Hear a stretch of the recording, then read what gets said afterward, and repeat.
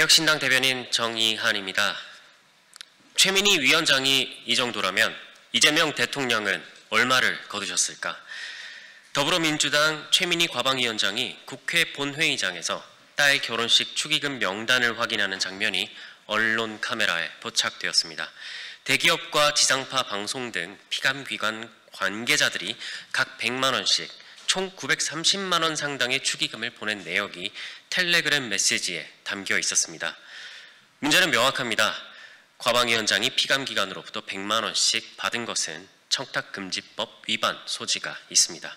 법은 직무 관련성이 있는 경우 경조사비를 10만 원 이하로 제한하고 있기 때문입니다.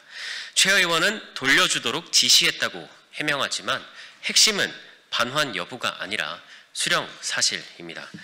더욱이 며칠 전에는 기업이나 피감기관에 청첩장을 전달한 사실이 전혀 없다고 말했지만 이후 피감기관 이름이 포함된 축의금 명단이 공개되면서 국민 의혹이 커지고 있습니다.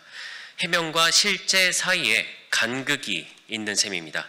그런데 상임위원장이 이 정도라면 대통령은 어떨까요?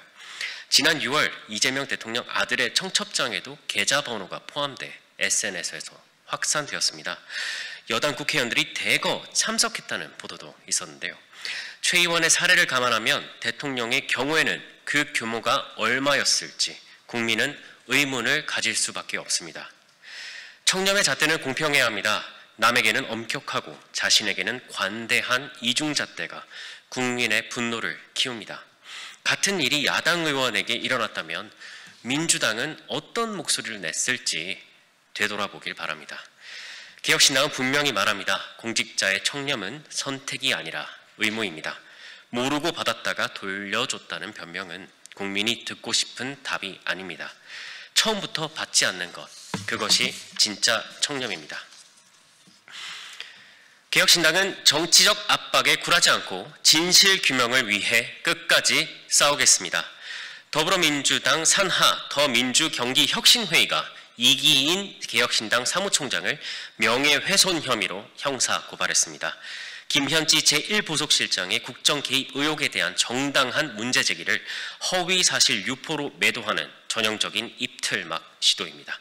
가장 의문스러운 점은 정작 명예훼손 피해를 입었다는 김현지 실장 본인은 침묵한 채 민주당 지방조직이 대리 고발에 나섰다는 점입니다.